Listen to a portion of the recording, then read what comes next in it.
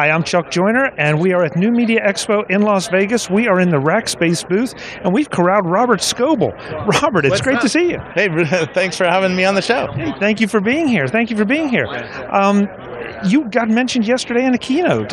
You did a little driving here with Sam Levin. Yeah, Ford gave us a car to test out because both of us are Prius owners, so they're like, hey, we have a better hybrid finally, and I want to try it out. And I was like, yeah, we'll drive your car down to Vegas and try it out. And it was a fun experience. The car is definitely it's a heavier car, and tells you two things. One, it performs better, it feels better, it's nicer to drive, but it does have a little less mileage than the Prius. But overall, we liked it a lot. It's a really nice car. Ford's really doing great product lately, and it's fun to see that because 5 years ago it wasn't so great. And you and Sam didn't have, and I know Sam, so you didn't have any law enforcement involvement? Well, no, but we were putting our position on Glimpse, and we let people watch what our speed was, and I got tagged by followers on Twitter a few times well over the speed limit, but we won't go there because I don't want the highway patrol to send me a ticket. Yeah. So in other words, there's not a performance problem with this car. No, there was no problem keeping up with traffic on Highway 5. By the way, we were doing well over the speed limit, and we were getting past like standing still because people do 100, 110 on certain parts of that road, so it's pretty crazy. It's like the German Autobahn, only it's not legal, you know? Yeah. Well, this is U.S. What are you going to do?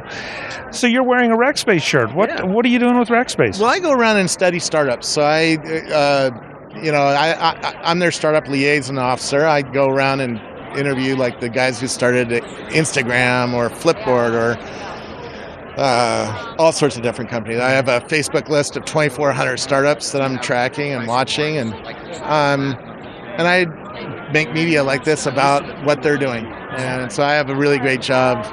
Plus, I study a few of the big companies. I was at Visio this morning because the Consumer Electronics show is here. I just try to study innovation and study where the bleeding edge is, what's happening on the bleeding edge, and what are people doing. Partly because Rackspace is a hosting company that, 200,000 companies use, so we're pretty significant in hosting, and we always want to make sure we're seeing, our competition and what's happening on the bleeding edge. But partly just to build a relationship with people who are trying to do something different, because that's where the future of our company is going. If we don't serve the future, we're dead in 3 years. So. Well, now I have to ask the obligatory question: what's different about Rackspace? And you may just have answered that, because having had experience with different hosting companies, some are good, some are not so good, some are terrible, and it all depends on what you need at the moment. Yeah, the world is moving to cloud hosting. So Amazon started that. You swipe your credit card on your iPad, you start up some servers. They're virtual servers. They're shared with other people. That's what cloud is. And you're in business. And this really changed how startups are built and funded and all sorts of stuff. So, we've been doing cloud. We're like the number 2 cloud now. And our differentiators is service. You can call us. My phone number is on the internet. My boss's phone number is on the internet. My boss's phone number is on the internet, right? You can call all the way to the CEO on his cell phone. You can't call Amazon's CEO on his cell phone. And that's just one little tiny piece of providing great service. We focus on service deeply. We call it fanatical support. The real differentiator, though, is we bought this company that really began our cloud effort, and we were like, can't compete with Amazon. Amazon's getting to be dominant in this industry, and we started looking around. How do we change that?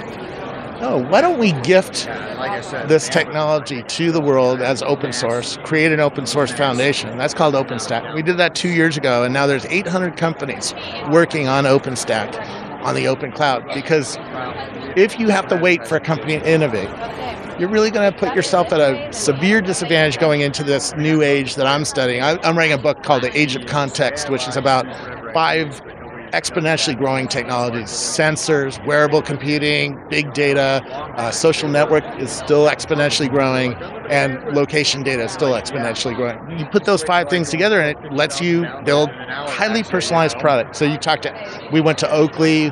I just had dinner with the General Motors guys. They're thinking deeply about this. What does that mean for the car of the future? You're going to get in the car and it's going to know who you are. It's going to know where you want to go. It's going to know a lot of stuff from your calendar, from your Gmail, from your behavior on your phone, behavior on your Facebook. It's going to know your friends. Is your friend in the car? That can change its behavior and change what it does for you, right? It knows that your friend doesn't like Skrillex, so why would it put Skrillex on the playlist on the car, right? It would change its behavior, right? My wife hates Skrillex. I love Skrillex. So when we're together in the car, no Skrillex on the radio, on the Spotify, right?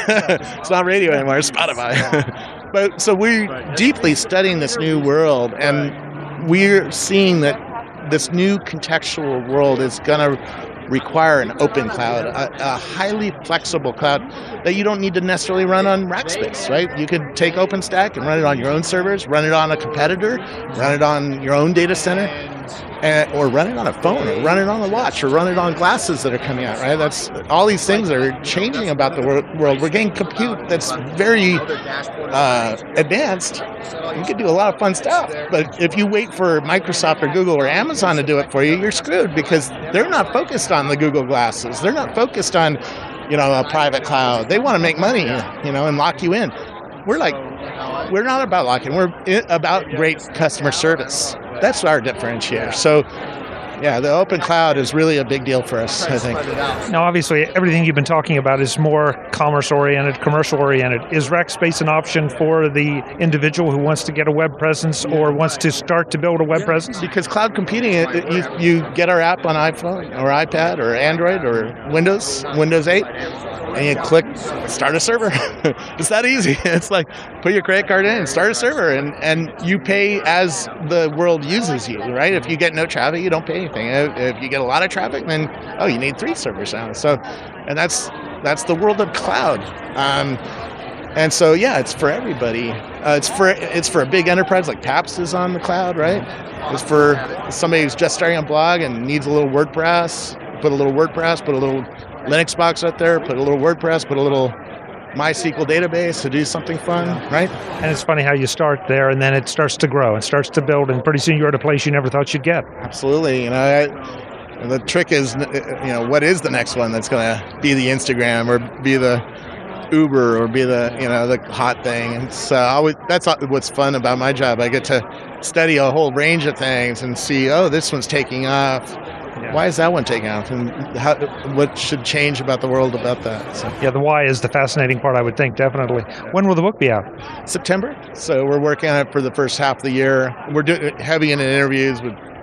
I visited Qualcomm and General Motors and Oakley and Facebook. I'm going to Google. I'm going to SRI where the Siri and the mouse was invented. And so, we're doing a lot of fun interviews. We're putting the interviews up on YouTube, by the way, so you can watch the research of the book, and then we'll put the chapters up as we write them. And I'll find the channel, make sure it's in the show notes. That'd be fascinating to watch, especially for business people. Yeah, Scobleizer.com. I'll point to wherever we're posting videos there and stuff like that. Robert, it's great to see you. Thanks so much for the time. Thanks so much. Folks, more from New Media Expo in Las Vegas. I'm Chuck Joyner, and this is Mac Voices. And there he comes. Thanks for listening.